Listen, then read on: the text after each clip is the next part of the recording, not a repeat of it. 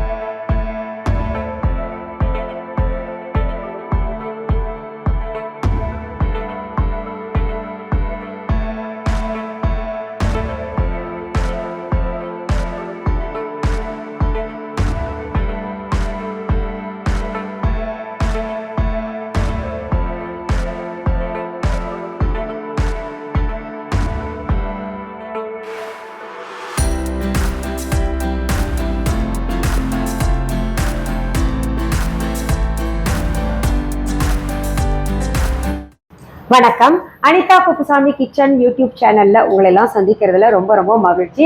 கடந்த சில தினங்களாக நம்முடைய யூடியூப் சேனல்ல நவராத்திரி பிரசாதம் ரெசிபிஸ் பார்த்துக்கிட்டு வர்றோம். இன்றைக்கு நவராத்திரி 10வது நாளுக்கு என்ன பிரசாதம் ரெசிபி செய்ய போறோம் அப்படின்றத நேரடியாக செய்முறை விளக்கத்துக்கு போயிடலாம். அதற்கு தேவையான பொருள்கள் என்ன தேவை அப்படின்றதெல்லாம் உங்களுக்கு ஒரு லிஸ்டாக வீடியோலயே தர்றேன், போய் பார்த்துக்கோங்க.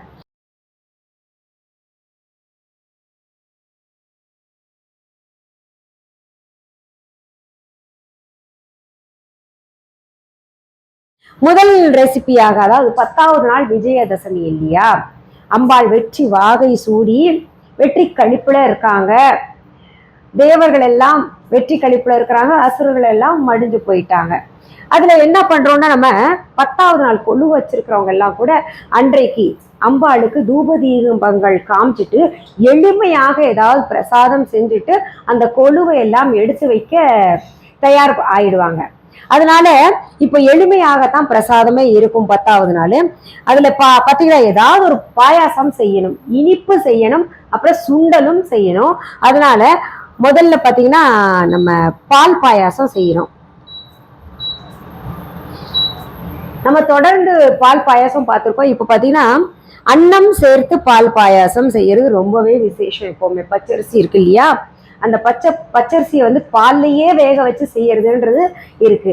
நான் ஆனா சோறை வேக வச்சுட்டு ஏற்கனவே அந்த வேக வச்ச சோறை வந்து இந்த பால் நல்லா சுட வச்சுட்டு அதுல போட போறேன். பால் நல்லா கொதிக்குது, அதுல வந்து நான் கல்கண்டு சேர்த்து இப்ப செய்ய போறேன். டைமண்ட் கல்கண்டு ரொம்ப விசேஷம் இல்லையா பிரசாதங்கள்ல, அதனால அதை சேர்த்திருக்கேன். அது கரைய விடலாம் நம்ம முதல்.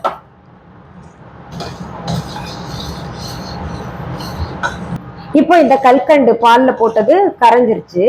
நம்ம என்ன பண்ணலாம், வேக வச்ச அரிசினா இது நல்லா கொஞ்சம் குழஞ்ச மாதிரி இருக்கு, அதை இதுல தேவையான அளவு சேர்த்துக்கிறேன். பாலும் சாதமும் நல்லா குழஞ்சு வரட்டும், அது வரைக்கும் நம்ம அடுத்த பிரசாதத்தை செய்யலாம். அடுத்தது என்னன்னு பாத்தீங்கன்னா, பல வகை தானியங்களை சேர்த்து நான் வந்து சுண்டல் செய்ய போறேன். இதுல முக்கியமாக பாத்தீங்கன்னா வெள்ளை கொண்டக்கடலை, அப்புறம் கருப்பு கொண்டக்கடலை இருக்கு, கடலைப்பருப்பு இருக்கு, அப்புறம் ராஜ்மா, அவரை, இதெல்லாம் சேர்த்து நான் சுண்டல் செய்ய போறேன். வானொலி சூடாயிருச்சு, அதுல கொஞ்சம் எண்ணெய் சேர்த்துக்கிறேன். பால் கொஞ்சம் சுண்டிக்கிட்டே வருது. இதுல நான் என்ன பண்றேன், வறுத்த முந்திரியை சேர்த்துக்கிறேன். அடுத்தது திராட்சை, அடுத்தது ஏலக்காய் பொடி,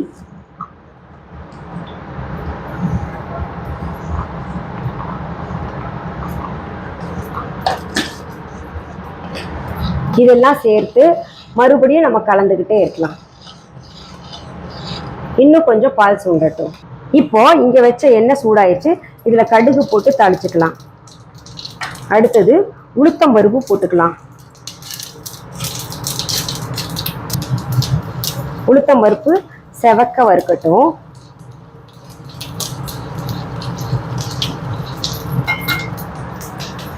கிள்ளி வச்ச சிகப்பு மிளகா சேர்த்துக்கலாம்.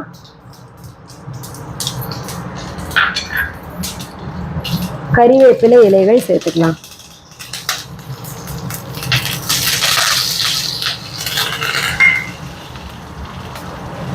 கொத்தமல்லி இலைகளையும் சேர்த்துக்கலாம்.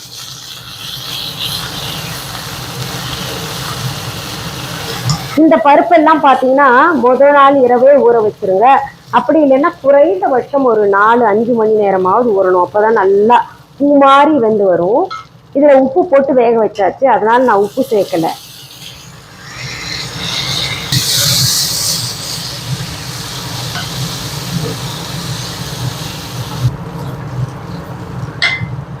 இங்கே பால் பாயாசம் பாருங்க, இங்கே பால் பாயாசம் தயார். அடுப்பை அணைச்சு, இது எப்படி இருந்தாலும் கொஞ்சம் ஆற ஆற கெட்டியாகும். அதனால இது சரியான பக்குவத்தில் இருக்கு. இந்த சுண்டலும் தயாராகிடுச்சு. நான் அடுப்பு அணைச்சு கொஞ்சோண்டு பேருக்கு நான் தேங்காய் சேர்க்குறேன். ஏன்னா தேங்காய் சேர்க்காம இன்னும் சுண்டல் சுவையாக இருக்கும். அதுவும் இந்த மாதிரி கலவை சுண்டல்னா ரொம்பவே நல்லா இருக்கும்.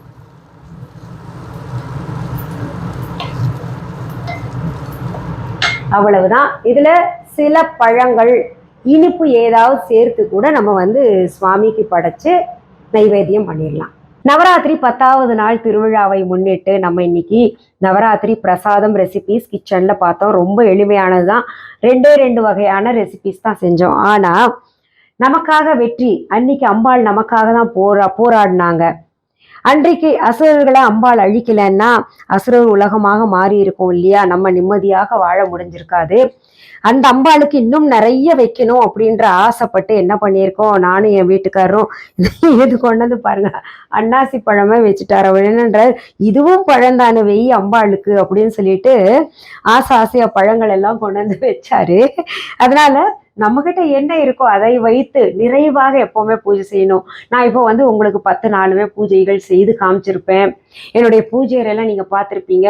நம்மகிட்ட இப்படி இல்லையே அப்படின்னு நீங்க நினைச்சு வருத்தப்படாதீங்க. நான் கூட ஆரம்பத்துல பார்த்தீங்கன்னா சின்ன சிலையிலிருந்து, ஒரு சிலையிலிருந்து ஆரம்பிச்சேன். ஒவ்வொன்றா தானா எல்லாமே அமைஞ்சுது. நம்மகிட்ட என்ன இருக்கோ அதை வைத்து நம்ம நிறைவாக எப்பவுமே பூஜை செய்யணும். உண்மையான அன்பு, உண்மையான பாசத்தோட பரிவோட தான் நம்ம அம்பாளை நம்மளுடைய தாய் மாதிரி நினைச்சுக்கிட்டு வணங்கணும். எப்பவுமே அம்பாளை எதிர்பார்க்கறது உண்மையை மட்டும்தான், உண்மையான அன்பை மட்டும்தான் அம்பாள் எதிர்பார்ப்பாங்க. அதனால நீங்க இது இருக்கு இது இல்லை, நான் இத்தனை நாள் பிரசாதம் ரெசிபி செஞ்சு காமிச்சேன்ல, எங்கிட்ட இத்தனை பொருள்கள் இல்லையே அப்படின்லாம் ஏங்காதீங்க. என்ன இருக்கோ அதை வச்சு நீங்க நிறைவாக உங்களுக்கு, அதாவது மனசுல ஒரு சந்தோஷத்தோட பூஜை செய்யணும். பாசிட்டிவ் தாட்ஸோட நீங்க செஞ்சீங்கன்னா நீங்க வேண்ட அத்தனையுமே கிடைக்கும். சரி, இப்போ 10வது நாள் நம்ம செஞ்ச பிரசாதத்தை தூப தீபங்கள் காமிச்சு அம்பாளுக்கு படைச்சிடலாம்.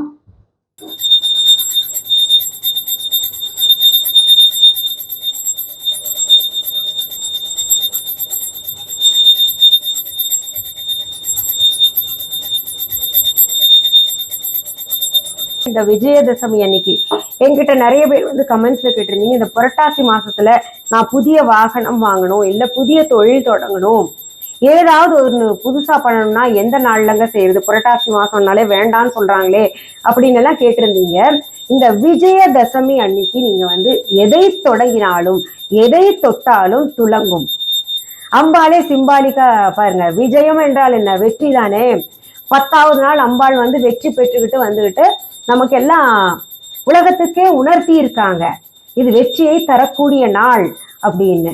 அதனால இந்த விஜயதசமி நாள் அன்னைக்கு கல்வியை துவங்குவதாகட்டும், தொழில் துவங்குவதாகட்டும், எதுவாக இருந்தாலும் எந்த நல்லது செய்யணும்னு நீங்க நினைச்சீங்கன்னா கூட அது செஞ்சீங்கன்னா வாழ்க்கையில வளர்ச்சி அடைவீங்க, செழிப்பாக இருப்பீங்க. பராசக்தியின் வெற்றியை தான் நம்ம விஜயதசமியாக கொண்டாடிட்டு இருக்கோம். நமக்கும் இந்த விஜயதசமி வெற்றி தரும் நாளாக அமையும். அதனால நம்ம விஜயதசமியிலிருந்து அனைத்து நல்ல செயல்களையும் துவக்குவோம். இப்ப நம்ம ஆரத்தி காமிக்கலாம்.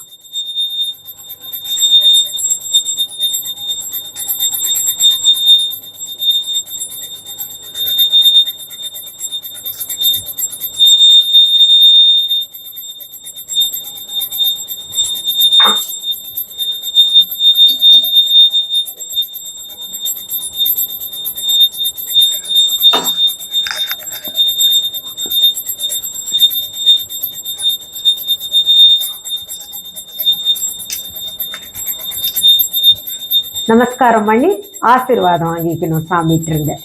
இந்த பதிவை உங்களுடைய ஃப்ரெண்ட்ஸ் ரிலேட்டிவ்ஸ்க்கெல்லாம் ஷேர் பண்ணுங்க. அடுத்தது நம்ம விஹா ஆன்லைன் பற்றி சொல்கிறேன்.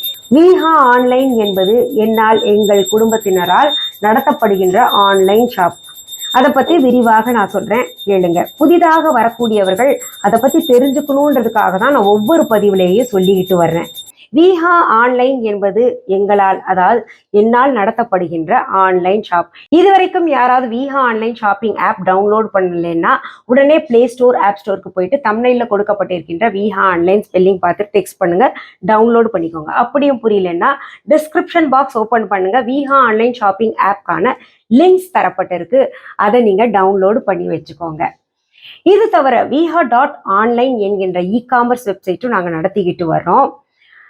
பொருள்களை நேரில் பார்த்து வாங்கணும் அப்படின்னு நினைக்கிறவங்களுக்காக சென்னை ராஜா அண்ணாமலைபுரத்தில் எங்களுடைய விஹா கடையை, விஹா ஷாப், விஹா ஸ்டோர் இதை நடத்திக்கிட்டு வர்றோம். இதற்கான phone number, address viha.online e-commerce வெப்சைட்ல மற்றும் விஹா ஆன்லைன் ஷாப்பிங் ஆப்ல இந்த டிஸ்கிரிப்ஷன் பாக்ஸ்லயும் கொடுத்துருக்கு. இது தவிர கூகுள் மேப்ஸ்ல விஹா ஷாப் சென்னை அப்படின்னு நீங்க டெக்ஸ்ட் பண்ணீங்கன்னா அழகா கைடு பண்ணி கொண்டு வந்து எங்க கடையில உங்களை சேர்த்து விட்டுடும். இதுல இன்னும் சில தகவல்கள் சொல்றேன். எங்களுடைய விஹா கடைக்கான கிளைகள், எங்களுடைய விஹா ஷாப்கான பிரான்ச்சஸ் உங்க ஊர்ல அல்லது உங்க நாட்டுல எங்க தேடினாலும் கிடைக்காது. ஒரே ஒரு கடை தான் நான் சென்னையில் நடத்திக்கிட்டு வர்றேன். என்னுடைய பெயர், புகைப்படம், வீடியோவை பயன்படுத்திக்கிட்டு யாராவது அவங்க கடை தாங்க அப்படின்னு விஹான்னு போட்டிருந்தாங்கன்னா, அல்லது அவங்க கடையில இருந்து பொருள்கள் வாங்கிட்டு வந்துதான் எங்க கடையில நாங்க விற்பனைக்கு கொடுத்துக்கிட்டு இருக்கோம் அப்படின்னு சொன்னாங்கன்னா அது முற்றிலும் தவறான செய்தி. இன்னும் சில செய்திகள் சொல்றேன். viha.online இ-காமர்ஸ் வெப்சைட் தவிர, எங்களுடைய விஹா ஆன்லைன் ஷாப்பிங் ஆப் தவிர வேறு எந்த இ-காமர்ஸ் வெப்சைட்லயோ அல்லது வேறு எந்த ஷாப்பிங் ஆப்லையும் எங்களுடைய பொருள்கள் விற்பனைக்கு கிடைக்காது. இதெல்லாம் எதுக்கு சொல்றேன்னா, சில போலியானதெல்லாம் உருவாக்கினாங்க, அதெல்லாம் நாங்கள் தடுத்து நிறுத்திட்டு வரோம். அது போன்ற போலிகளை தடுப்பதற்காக தான் நான் திரும்ப நம்முடைய விஹா ஆன்லைன் ஷாப்பிங் ஆப்பை டவுன்லோட் பண்ணிக்கோங்க அப்படின்னு சொல்றேன். சரி, உங்களுக்கு எது போன்ற பதிவுகள் தேவைன்றதை நீங்க கமெண்ட் பாக்ஸ்ல கமெண்ட் பண்ணுங்க. அதை படிச்சு பார்த்து கட்டாயம் பதிவுகளாக நான் தருவேன். நவராத்திரி முடியட்டும், மீண்டும் சந்திக்கலாம். அது வரைக்கும் நன்றி, வணக்கம். அன்பான வாடிக்கையாளர்களே, உங்கள் விஹா ஸ்டோரில் பூஜை பொருட்கள், சிலைகள், ராசிக்கற்கள், வாஸ்து பொருட்கள், விதைகள், பாரம்பரிய அரிசி வகைகள், சிறுதானியங்கள், ஆர்கானிக் பொருட்கள், மூலிகை எண்ணெய், மளிகை பொருட்கள், மரச்செக்கு எண்ணெய், மரப்பொருட்கள், வெள்ளி ஆபரணங்கள், கிஃப்ட் ஆர்டிகல்ஸ், காட்டன் மற்றும் பட்டு புடவைகள், காட்டன் சுடிதார்கள், பட்டு பாவாடை, குழந்தைகளுக்கான விளையாட்டு பொருட்கள், ஹை குவாலிட்டி இமிடேஷன் நகைகள், வீட்டு உபயோக பொருட்கள், ஜூட் பேக்ஸ், ஹேண்ட்மேட் சோப்ஸ், அழகு சாதன பொருட்கள், சிறுதானிய பிஸ்கெட்டுகள், ஹோம் அப்ளையன்சஸ், இன்னும் பற்பல பொருட்கள் விற்பனைக்குள்ளது. விஹா ப்ராடக்ட்களை நீங்கள் வாங்க விரும்பினால் அது எங்களுடைய viha.online வெப்சைட் மற்றும் சென்னை ராஜா அண்ணாமலைபுரத்தில் உள்ள எங்கள் விஹா ஸ்டோரில் மட்டுமே கிடைக்கும் என்பதை தெரிவித்துக் கொள்கிறோம். வேறு எந்த ஆன்லைன் வெப்சைட்களிலும் விஹா ப்ராடக்ட்கள் விற்பனைக்கு கிடையாது என்பதை நீங்கள் கவனத்தில் கொள்ள வேண்டும். எங்கள் விஹா ஸ்டோரின் விலாசத்தை கண்டறிய கூகுள் மேப்ஸில் விஹா ஸ்டோர் என்று டைப் செய்தால் வழியை கண்டறியலாம். www.viha.online வெப்சைட்டிலும் விஹா ஸ்டோரின் அட்ரஸ் உள்ளது.